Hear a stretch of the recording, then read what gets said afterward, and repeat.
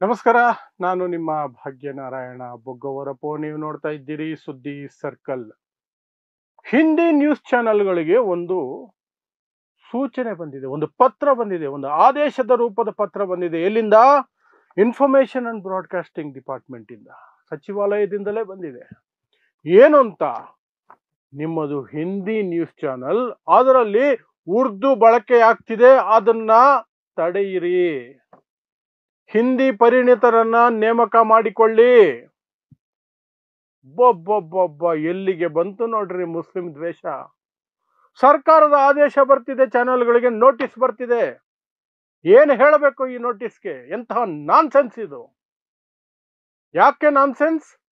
ಆ ನೋಟಿಸಿನ ಹಿಂದೆ ಇರುವಂತಹ ಕುತಂತ್ರ ಏನು?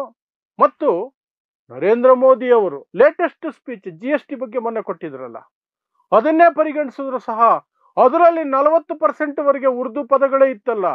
ಯಾಕೆ ಹಿಂದಿಯಲ್ಲಿ ಅಷ್ಟೊಂದು ಉರ್ದು ಪದಗಳಿದಾವೆ? ಅದರ ಬಗ್ಗೆ ಒಂದಷ್ಟು ಮಾತುಗಳನ್ನು ತಿಳಿಸ್ತೀನಿ, ವಿಚಾರಗಳನ್ನು ತಿಳಿಸ್ತೀನಿ. ಮೊದಲಿಗೆ ಅದ್ಯಾರೋ SK ಶ್ರೀವಾತ್ಸವ್ ಅಂತೆ, ಮಹಾರಾಷ್ಟ್ರದಿಂದ. ಆ ವ್ಯಕ್ತಿ ಒಂದು ದೂರು ಕೊಟ್ಬಿಟ್ಟಿದ್ದಾನೆ. ರಿಟೈರ್ಡ್ ಆಗಿ ಮನೇಲಿ ಕೂತಿರ್ತಾನೆ ಅನ್ಸುತ್ತೆ, ಸಂಘಿ ಅವನು ಒಂದು ದೂರು ಕೊಟ್ಬಿಟ್ನಂತೆ. ಎಲ್ಲಿಗೆ? ಇನ್ಫಾರ್ಮೇಶನ್ ಅಂಡ್ ಬ್ರಾಡ್ಕಾಸ್ಟಿಂಗ್ ಡಿಪಾರ್ಟ್ಮೆಂಟ್ಗೆ. ಹಿಂದಿ ನ್ಯೂಸ್ಗಳನ್ನು ನೋಡ್ತಾ ಇದ್ದೀನಿ ನಾನು, ಅದರಲ್ಲಿ 30% ಉರ್ದು ಪದಗಳನ್ನು ಬಳಸ್ತಿದ್ದಾರೆ. ಇದರ ವಿರುದ್ಧ ನೀವು ಕ್ರಮ ಕೈಗೊಳ್ಳಿ. ಇದು ಹಿಂದಿ ವಿರೋಧಿ ಹಿಂದಿ ಚಾನಲ್ ಅಂತ ಹೇಳ್ಕೊಂಡು ಇವರು ಉರ್ದು ಬಳಸ್ತಿದ್ದಾರೆ ಅಂತ ಇಮಿಡಿಯೇಟ್ ಆಗಿ ಇನ್ಫಾರ್ಮೇಶನ್ ಅಂಡ್ ಬ್ರಾಡ್ಕಾಸ್ಟಿಂಗ್ ಡಿಪಾರ್ಟ್ಮೆಂಟ್ ಅವರು ಒಂದು ಇದು ಕೊಟ್ಬಿಟ್ಟಿದ್ದಾರೆ. ಏನು? ನೋಟಿಸ್. 30% ವರೆಗೆ ಉರ್ದು ಬಳಸ್ತಾ ಇದ್ದೀರಿ ಅಂತ ದೂರುಗಳು ಬರ್ತಾ ಇದೆ. ನೀವು ತಕ್ಷಣ ಅದನ್ನ ಬಂದ್ ಮಾಡಬೇಕು ಮತ್ತು ಹಿಂದಿ ಪರಿಣಿತರನ್ನ ನೇಮಕ ಮಾಡಿಕೊಂಡು ಹಿಂದಿ ಪದಗಳನ್ನೇ ಬಳಸಬೇಕು ನೀವು ಅಂತ. ಇದು ಎಷ್ಟು ನಾನ್ಸೆನ್ಸ್ ಅಂದ್ರೆ ಅಷ್ಟು ನಾನ್ಸೆನ್ಸ್. ಯಾಕೆಂದ್ರೆ ಯಾವುದೇ ಭಾಷೆಯಲ್ಲಿ ಪರಿಪೂರ್ಣವಾಗಿ ಅದೇ ಭಾಷೆಯ ಪದಗಳನ್ನು ಬಳಸೋದು ಸಾಧ್ಯನೇ ಇಲ್ಲ. ಕೆಲವು ಪುರಾತನ ಭಾಷೆಗಳಿರಬಹುದು, ಅಲ್ಲಿಯೂ ಸಹ ಇಂಗ್ಲಿಷ್ ಪದಗಳಾದ್ರೂ ಬಂದೇ ಬರ್ತವೆ. ಯಾಕಂದ್ರೆ ಟೆಕ್ನಾಲಜಿ, ಅದ್ರ ಬಗ್ಗೆ ಮಾತಾಡಬೇಕಾದ್ರೆ ಇಂಗ್ಲಿಷ್ ಪದಗಳು ಬರಲೇಬೇಕು. ಬೇರೆ ಏನು ಪದಗಳು ಬರಕ್ ಸಾಧ್ಯ ಇರುತ್ತೆ? ಆ ರೀತಿ ಇರಬೇಕಾದ್ರೆ ಹಿಂದಿ ಅನ್ನುವಂಥದ್ದು ಪರ್ಸಿಯಾದಿಂದ ಉರ್ದುವಿಂದ ಹಿಂದಿಗೆ ಸಾಕಷ್ಟು ಪದಗಳು ಬಂದಿದ್ದಾವೆ. ಚಿಕ್ಕ ಪುಟ್ಟ ಪದಗಳು, ಚಿಕ್ಕ ಪುಟ್ಟ ಸಂಭಾಷಣೆಯಲ್ಲಿ 10 ಪದಗಳು ಉರ್ದುನೇ ಬರುತ್ತೆ ಹಿಂದಿಯಲ್ಲಿ. ಹಿಂದಿ ಉರ್ದು ಇಲ್ಲದೆ ಮಾತಾಡಕ್ಕೆ ಸಾಧ್ಯನೇ ಇಲ್ಲ. ಉರ್ದು ಇಲ್ಲದೆ ಮಾತಾಡಕ್ ಸಾಧ್ಯನೇ ಇಲ್ಲ. ಕೂತ್ಕೊಳ್ಳಿ ಅನ್ನೋದಕ್ಕೆ ತಶ್ರೀಫ್ ಕೀಜಿ ಅಂತ ಹೇಳ್ತಾರಲ್ಲ ಹಿಂದಿಯಲ್ಲಿ, ಅದೇ ಉರ್ದು. ಕುರ್ಚಿ ಅನ್ನೋದು ಉರ್ದು, ಮೇಜ್ ಅನ್ನೋದು ಉರ್ದು. ಕನ್ನಡದಲ್ಲೂ ಸಾಕಷ್ಟು ಉರ್ದು ಪದಗಳಿದಾವೆ. ಅದನ್ನೇನು ಮಾಡಕ್ಕಾಗೋದಿಲ್ಲ, ಅದು ಭಾಷೆಯ ಭಾಗವಾಗಿ ಹೋಗಿದೆ. ಈಗ ಇಂಗ್ಲಿಷ್ನಲ್ಲಿ ಹಿಂದಿ ಪದಗಳನ್ನು ಎಷ್ಟೋ ತಗೊಂಡಿದ್ದಾರೆ ಬ್ರಿಟಿಷರ್ ಕಾಲದಿಂದ ಇಲ್ಲಿಯವರೆಗೆ. ಲೇಟೆಸ್ಟ್ ಪ್ರತಿ ವರ್ಷ ಒಂದಷ್ಟು ಹಿಂದಿ ಪದಗಳು ಅಥವಾ ಬೇರೆ ಬೇರೆ ಭಾಷೆಯ ಪದಗಳನ್ನ ಇಂಗ್ಲಿಷು ಅಂತ ಅವ್ರು ತಗೊಂಡ್ಬಿಡ್ತಾರೆ. ಲೂಟಿ ಅನ್ನೋ ಪದನ ಈಗ ಇಂಗ್ಲಿಷ್ ಅಲ್ಲೂ ಲೂಟ್ ಅಂತ ಬಳಸ್ಕೊಳ್ತಿದ್ದಾರೆ. ಅದು ಹಿಂದಿಯಿಂದ ತಗೊಂಡಿದ್ದು ಅಥವಾ ಭಾರತದಿಂದ ತಗೊಂಡಿದ್ದು. ಅದನ್ನ ಆಕ್ಸ್ಫರ್ಡ್ ಡಿಕ್ಷನರಿಯಲ್ಲೇ ಒಪ್ಪಿಗೆ ತಗೊಂಡು ಓಕೆ ಮಾಡ್ಕೊಂಡು ಅದನ್ನ ಸೇರಿಸ್ಕೊಂಡಿದ್ದಾರೆ. ಲೂಟ್ ಅಂದ್ರೆ ಇದು ಅರ್ಥ ಅಂತ ಅವ್ರು ಇಂಗ್ಲಿಷ್ ಅಲ್ಲಿ ಬಿಡಿಸ್ಕೊಂಡು ಹೇಳ್ಕೊಂಡಿದ್ದಾರೆ, ಮತ್ತೆ ಲೂಟ್ ಅಂತ ಅವರೇ ಬಳಸ್ತಿದ್ದಾರೆ ಈಗ. ಅದು ಆರಂಭದಲ್ಲಿ ಇಂಗ್ಲಿಷ್ ಅಲ್ಲಿ ಇರಲೇ ಇಲ್ಲ. ಆ ರೀತಿ ಪದಗಳು ಸಾಕಷ್ಟಿದಾವೆ ಇಂಗ್ಲಿಷ್ ಅಲ್ಲೂ, ಪ್ರತಿ ಭಾಷೆಯಲ್ಲೂ ಇದಾವೆ. ಆದ್ರೆ ಇವ್ರಿಗೆ ಮುಸ್ಲಿಂ ದ್ವೇಷ ಎಷ್ಟಿದೆ ನೋಡಿ. ಮುಸ್ಲಿಂ ದ್ವೇಷ ಇದು ಇನ್ನೇನು ಅಲ್ಲ. ಮುಸ್ಲಿಂ ದ್ವೇಷದ ಕಾರಣಕ್ಕೆ ಅವನು ಯಾರೋ ಶ್ರೀವಾತ್ಸವ್ ಅನ್ನುವಂಥವನು ಮನೇಲಿ ಕೂತ್ಕೊಂಡು ಮಾಡಕ್ ಬೇರೆ ಕೆಲಸ ಇರಲ್ಲ, ಇಂಥ ದೇಶ ವಿರೋಧಿ, ಸಮಾಜ ವಿರೋಧಿ, ಶಾಂತಿ ಭಂಗ ಮಾಡುವಂತಹ ಕೆಲಸಗಳನ್ನು ಮಾಡ್ಕೊಂಡಿರ್ತಾರೆ. ಅದಕ್ಕೆ ಪೂರಕವಾಗಿ ಮುಸ್ಲಿಂ ವಿರೋಧಿಯಾಗಿ ಏನೇ ಬಂದರೂ ನಾವು ಪ್ರತಿಕ್ರಿಯಿಸ್ತೀರಿ, ನಾವು ಬೆಂಬಲಕ್ಕೆ ನಿಂತ್ಕೊಳ್ತೀವಿ ಅನ್ನೋ ರೀತಿಯಲ್ಲಿ ಸರ್ಕಾರ ನೋಟಿಸ್ ಕೊಟ್ಟಿರೋದು. ಇಷ್ಟಕ್ಕೂ ನರೇಂದ್ರ ಮೋದಿ ಅವರು ಮಾತಾಡೋ ಹಿಂದಿಯಲ್ಲಿ 30% ಉರ್ದು ಪದಗಳಿರ್ತವೆ. 30% ಉರ್ದು ಪದಗಳಿರ್ತವೆ. ಕೂತ್ಕೊಂಡು ಚೆನ್ನಾಗಿ ಕೇಳಿಸ್ಕೊಳ್ಳಿ. ಉರ್ದು ಇಲ್ಲದೆ ಹಿಂದಿ ಮಾತಾಡಕ್ ಸಾಧ್ಯನೇ ಇಲ್ಲ, ಅದು ಎಲ್ರಿಗೂ ಗೊತ್ತು. ಇದರಲ್ಲಿ ಮಜಾ ಏನು ಅಂದ್ರೆ ಈ ಪತ್ರ ಬರೆದಿದ್ದಾರಲ್ಲ ಬ್ರಾಡ್ಕಾಸ್ಟಿಂಗ್ ಇಂದ, ಇನ್ಫಾರ್ಮೇಶನ್ ಅಂಡ್ ಬ್ರಾಡ್ಕಾಸ್ಟಿಂಗ್ ಡಿಪಾರ್ಟ್ಮೆಂಟ್ ಇಂದ, ಆ ಪತ್ರದ ಆರಂಭದ ಸೆಂಟೆನ್ಸ್ ಅಲ್ಲೇ ಉರ್ದು ಪದಗಳಿದ್ದಾವೆ. ಇಡೀ ಪತ್ರದಲ್ಲಿ ಸುಮಾರು ಕಡೆ ಉರ್ದು ಪದಗಳಿದ್ದಾವೆ. ಯಾಕಂದ್ರೆ ಉರ್ದು ಪದ ಇಲ್ಲದೆ ಹಿಂದಿ ಸಾಧ್ಯನೇ ಇಲ್ಲ. ಹಿಂದಿಗೆ ಸಾಕಷ್ಟು ಪದಗಳು ಉರ್ದು ಇಂದನೇ ಬಂದಿರೋದು. ಅದನ್ನ ಅರ್ಥ ಮಾಡ್ಕೊಳ್ಳೋಕ್ಕೂ ಆಗಲ್ವಾ ಇವ್ರಿಗೆ ಅಂದ್ರೆ ಆಗತ್ತೆ. ಆದ್ರೆ ಮುಸ್ಲಿಂ ದ್ವೇಷ ಏನು? ಉರ್ದು ಮುಸ್ಲಿಮರ ಭಾಷೆ, ಉರ್ದು ಮುಸ್ಲಿಮರ ಭಾಷೆ ಅಂತ ಒಂದು ಸುಳ್ಳನ್ನು ಹಬ್ಬಿಸ್ಬಿಟ್ಟಿದ್ದಾರೆ.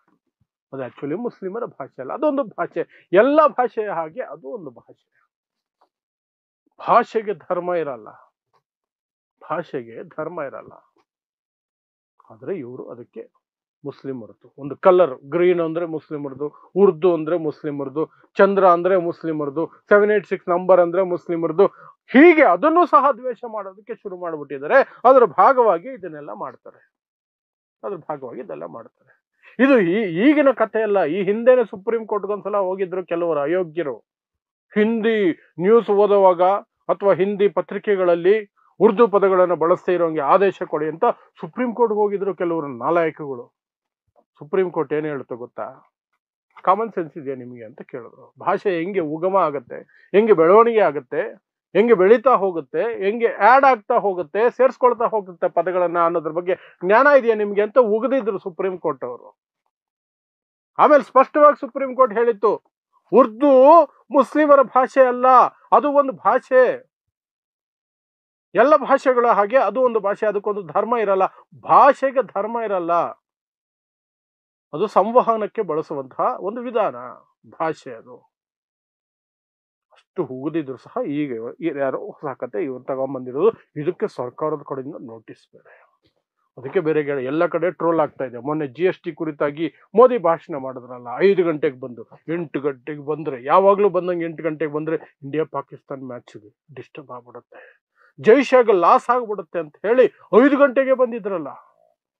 ಅದೆಂಥದ್ದು GST ಉತ್ಸವ ಅಂತ ಹೇಳೋದಕ್ಕೆ. 9 ವರ್ಷಗಳಿಂದ ಲೂಟಿ ಮಾಡ್ಕೊಂಡಿದ್ ಬಂದ ದುಡ್ಡನ್ನ ಈಗ ಸ್ವಲ್ಪ ಕಡಿಮೆ ಮಾಡ್ಬಿಟ್ಟು ಇದು ಉತ್ಸವ ಅಂತೆ GST. ಅದು ಬಿಡಿ, ಅದು ಕಂಪ್ಲೀಟ್ ಬೇರೆ ಕತೆ.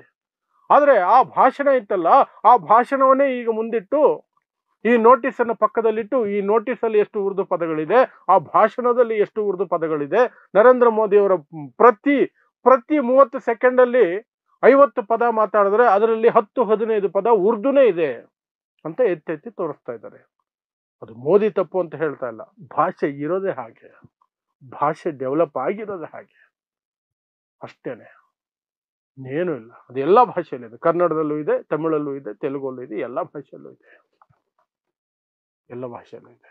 ಸೊ ಇದು ಈ ರೀತಿ ಮುಸ್ಲಿಂ ದ್ವೇಷದಲ್ಲಿ ನಡೀತಾ ಇರುವಂತಹ ಗೋಳಾಟ. ಅಂತಹ ಗೋಳಾಡುವವರಿಗೆ, ಅಂತಹ ಕಂತ್ರಿ ಮನಸ್ಥಿತಿಗಳಿಗೆ ಸರ್ಕಾರದ ಬೆಂಬಲ, ನೋಟಿಸ್ ಕೊಡೋ ಮೂಲಕ. ಯಾರಾದ್ರೂ ಕೋರ್ಟ್ಗೆ ಹೋಗಿ ಸರಿಯಾಗಿ ಉಗಿಬೇಕು ಇವ್ರಿಗೆ. ಆದ್ರೆ ನೋಟಿಸ್ ಹೋಗಿರೋದು ಗೋಧಿ ಮೀಡಿಯಾಗಳಿಗೆ. ಆ ಗೋಧಿ ಮೀಡಿಯಾಗಳು ಬಿಜೆಪಿ ಬೂಟ್ ನೆಕ್ಕೊಂಡು ನರೇಂದ್ರ ಮೋದಿ ಗುಲಾಮಗಿರಿಯಲ್ಲಿ ಬದುಕ್ತಿದ್ದಾವೆ. ಅವುಗಳು ಇದಕ್ಕೇನಾದ್ರು ಪ್ರತಿಕ್ರಿಯೆ ಕೊಡ್ತಾರೋ ಅಥವಾ ಹೊಸದಾಗಿ ಏನಾದ್ರು ಶುರು ಮಾಡ್ತಾರೋ ಏನೋ, ಯಾರಿಗೂ ಅರ್ಥ ಆಗದವ್ರ ರೀತಿಯಲ್ಲಿ ಹೊಸ ಪದಗಳನ್ನ ಹುಡುಕಿ ಮಾತಾಡಿ ಉಗಿಸ್ಕೊಳ್ತಾರೋ ಏನೋ ಗೊತ್ತಿಲ್ಲ. ಆದ್ರೆ ಯಾರಾದ್ರೂ ಒಬ್ರು ಕೋರ್ಟ್ ಹೋಗಿ ಇನ್ನೊಂದ್ಸಲ ಉಗಿಸ್ಬೇಕು, ಕಳೆದ ಬಾರಿ ಉಗಿಸ್ದಂಗೆ.